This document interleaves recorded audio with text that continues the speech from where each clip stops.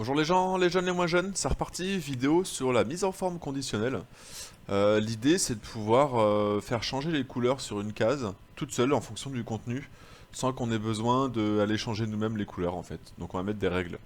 Donc c'est tout un monde de la mise en forme conditionnelle qui se trouve dans ce bouton là. Alors vous allez voir, il y a plein de choses, ça c'est des choses plus ou moins automatiques, vous allez voir, je suis assez d'accord avec ça, je trouve que ça c'est un peu gadget. On en reparlera plutôt sur la fin des vidéos. Et il faut savoir quand on fait la mise en forme conditionnelle qu'il y a deux fenêtres à bien connaître. La première fenêtre, c'est la fenêtre pour créer les nouvelles règles. Et une fois qu'elles sont créées, il y a gérer les règles. Voilà, faites pas l'erreur du débutant qui crée une règle, ça marche pas, il en crée une autre, puis il en crée encore une autre, puis encore une, puis encore une, puis toi t'arrives derrière, tu vas dans gérer les règles et puis tu vois je sais pas combien de règles qui ne fonctionnent pas. Voilà, quand on fait une nouvelle règle, voilà cette fenêtre qui va être votre nouvelle copine. On voit qu'il y a une partie en haut pour choisir le type de règle. Et en fait, après, ensuite, en dessous, il y a la partie où on va paramétrer la règle. Et on voit du coup qu'il y a 6 types de règles différentes. Bon, je vous rassure, on verra surtout les deux premières qui sont importantes. Et dans cette vidéo, on verra surtout celle-ci, la deuxième, qui est la plus simple. Alors, j'ai expliqué ce qu'on veut faire ici. Imaginez que ça, c'est un bilan. On le voit. On voudrait que cette case-là, si le bilan est positif, on voudrait que la case soit verte toute seule. Et si le bilan est négatif, que ça vire au rouge tout seul. Alors, du coup, je vais dessus, je fais une nouvelle règle. Et là, vous voyez, la différence entre ces deux types de règles, c'est que celle-là, on va mettre une règle. Et donc, si la règle est comprise, ça va prendre la mise en forme qu'on aura fixée là. Mais si la règle n'est pas vérifiée, la règle ne s'applique pas. Alors que ici, quoi qu'il arrive, la cellule va changer de couleur en fait. C'est juste que ça va faire un dégradé. C'est quelle couleur ça va prendre sur le dégradé, ou quelle couleur, ou quel remplissage va avoir la barre de données, la jauge, ou ensuite si on va jouer sur les icônes, quelle icône ça va prendre. Donc voilà, c'est pour ça qu'ici on voit que c'est mettre en forme toutes les cellules, ça va forcément changer, mais on ne sait pas comment. Alors qu'ici, on va choisir une seule mise en forme en fonction d'une condition. Et si la condition n'est pas remplie, la mise en forme n'arrive pas. Donc nous, c'est ce qu'on veut ici. En fait, on va mettre deux règles. Une règle pour dire si la valeur de la cellule est genre supérieure à 0, alors, et le alors, donc pour fixer le format, c'est ce genre de fenêtre qui n'est pas forcément très sexy, très moderne. Voilà, je vais mettre du gras blanc. Et là, j'ai un aperçu. Donc si la valeur de la cellule est supérieure à 0, voilà ce que j'ai. Donc je dis OK. Effectivement, ça fonctionne. Si là, je supprime mon salaire à 420 000, ah, voilà, on voit que du coup, je passe en négatif, donc le vert a disparu. Super, je me remets sur la cellule et je fais une nouvelle règle.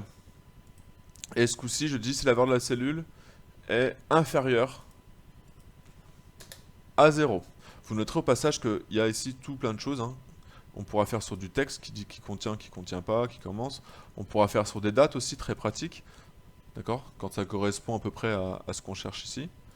Et ensuite, il y a tout ce qui est cellule vide ou pas, et erreur ou pas. C'est un peu plus gadget. On en reparlera.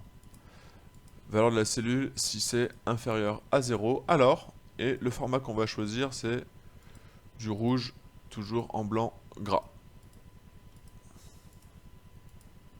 Voilà, et résultat ici, si je vire mon salaire, je trouve moins 192 000, donc c'est en rouge.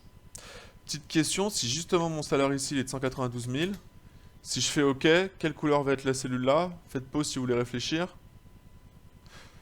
Et oui, jaune, puisqu'à chaque fois on a dit strictement supérieur à 0 et strictement inférieur à 0. Du coup, quand on tombe sur 0, aucune des règles n'est prise en compte, et du coup, on retombe sur la couleur d'origine, qui était du jaune. Voilà, je vais remettre mon 420 000. Une fois qu'on a créé ces règles, on va les retrouver dans gérer les règles. Alors, je vais faire exprès de ne pas me mettre sur la cellule qui est là, pour que vous voyez que si je vais faire gérer les règles, au début, je n'ai rien, parce qu'en fait, il me donne les règles de la sélection actuelle.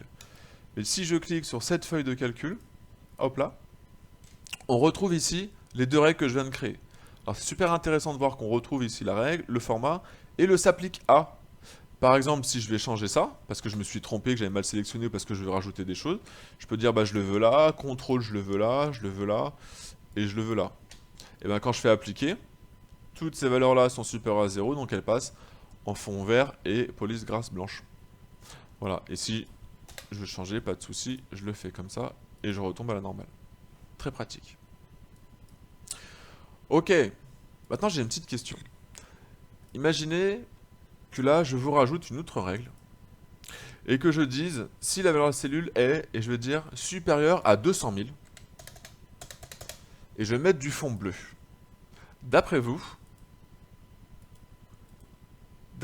quelle couleur va être la cellule? Parce que c'est plus grand que 0, donc vert, mais c'est aussi plus grand que 200 000, donc bleu. Alors qu'est-ce que ça va faire? Est-ce que ça va faire un espèce de bleu turquoise? Est-ce que ça va faire un truc hachuré? Est-ce que ça va clignoter bleu-vert? Ou est-ce qu'il va en choisir un en priorité? Et si oui, lequel? Et bien en fait, ça va garder la dernière règle. Donc il en choisit toujours qu'un. Et en fait, on comprend quand on va faire gérer les règles ici, d'accord? On voit que celle-ci, elle est au-dessus des autres. Donc en fait, celle qui est au-dessus, elle est prioritaire. Qu'est-ce qu'il fait lui? Il commence, il dit valeur de cellule plus grand que 200 000, oui. Donc je fais ça, ça, ça, ok, il continue. On ne demande pas de m'interrompre, je continue. Valeur de cellule inférieure à 0, bah non, je vais à la suite, valeur 1 supérieure à 0, oui. Du gras blanc, bah c'est bon, c'est déjà fait. Fond vert, ah non, non, non, conflit, désolé, j'ai déjà fait du bleu, donc je ne vais pas remettre du vert. Désolé, j'ai déjà un ordre, pas de contre-ordre. Voilà ce qu'il va se dire. Maintenant,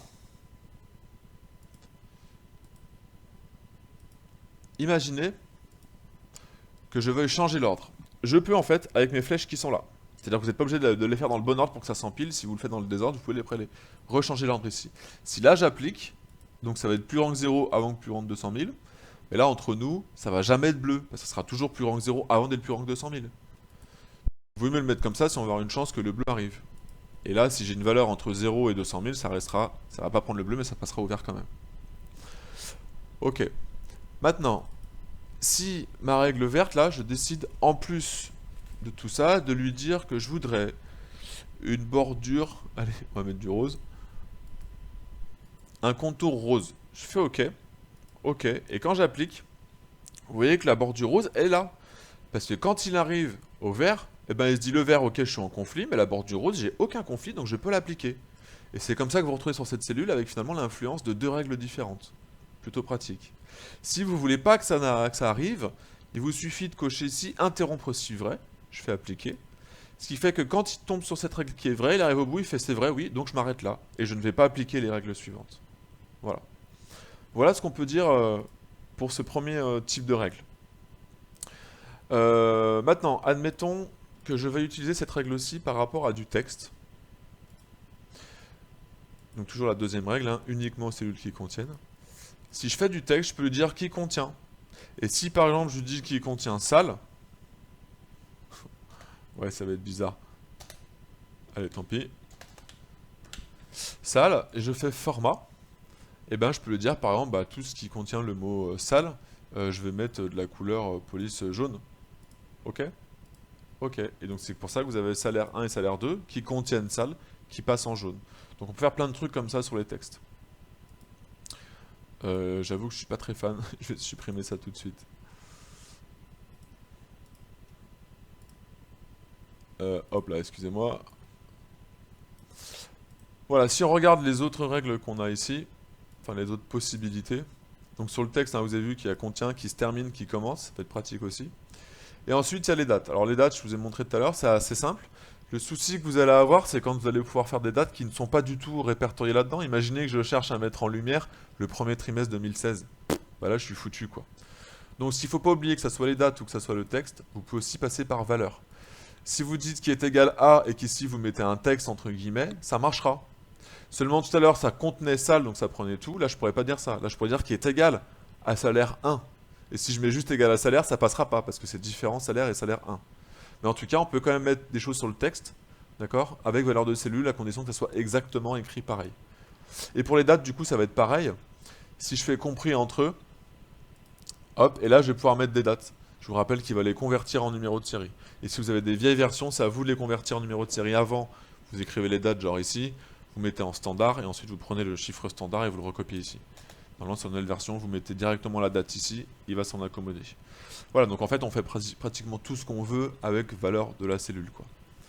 Et pour finir, cellule vide, c'est quelque chose que je fais parfois dans certains questionnaires à remplir, même des fois dans les évaluations. Quand la case elle est vide, je mets en rouge, et une fois que c'est rempli, ça passe en vert.